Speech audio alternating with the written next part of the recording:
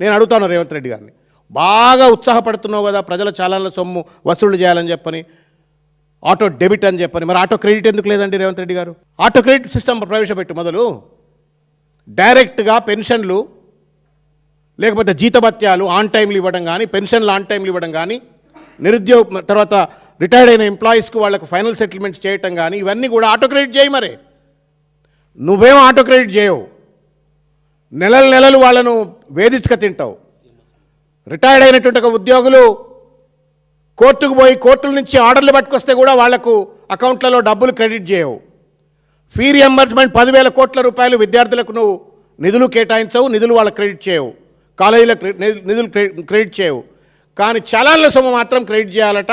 టెక్నాలజీని వాడుకోరు, అది వాడుకోరు, ఇది వాడుకోరు అని చెప్పని అదిరించి బెదిరించి మాట్లాడితే ఇదేమన్నా డెమోక్రటిక్ కంట్రీయా లేకపోతే ఏమన్నా అనుమల రాజ్యాంగంలో నడుస్తున్నటువంటి ఒక నియంతృత్వ దేశమా?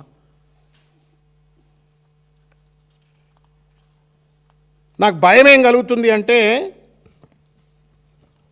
ఇవాళ ఈ చలాన్లతో మొదలుపెట్టిండు, రేపు నల్లా బిల్లులు, కరెంటు బిల్లులు, మిగతా అన్నీ కూడా ఇట్లా ఆటో డెబిట్ అని పెట్టేసి ప్రజలను పీడించుక తినడం కోసం రేవంత్ రెడ్డి గారు సన్నద్ధమవుతున్నట్టుగా కనబడుతుంది. దీనిపైన సమాధానం చెప్పాలని కోరుతా ఉన్నాను.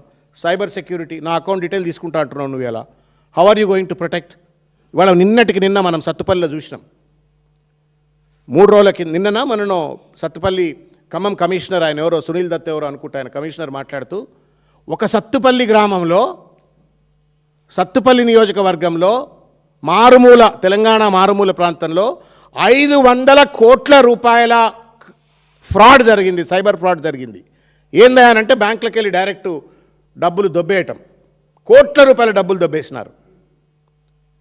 కోట్ల రూపాయల ప్రజల సొమ్మును దొబ్బేసినరు అని చెప్పని సాక్షాత్తు సునీల్ దత్ గారు, ఎవరైతే ఖమ్మం కమిషనర్ ఉన్నారో ఆయన 500 కోట్ల రూపాయలని మొత్తం రాష్ట్ర ప్రజల మొత్తం అకౌంట్లన్నీ తీసుకుంటా అంటున్నావు.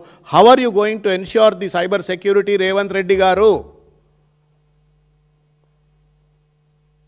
ఇంత స్ట్రింజెంట్ లాస్ ఉన్నాయని చెప్పుకోబడుతున్న తరుణంలో, కాన్ఫిడెన్షియాలిటీ ఉందని చెప్పుకున్న తరుణంలో, సత్తుపల్లిలో 500 కోట్ల రూపాయల సైబర్ ఫ్రాడ్ బ్యాంకుల నుండి సొమ్మును దొబ్బేసినటువంటి ఒక చరిత్ర మన కళ్ళ ముందు కనబడతా ఉంటే, దీన్ని ఎట్లా నువ్వు చేస్తావని చెప్పని వాళ్ళ అడుగుతా ఉన్నాను.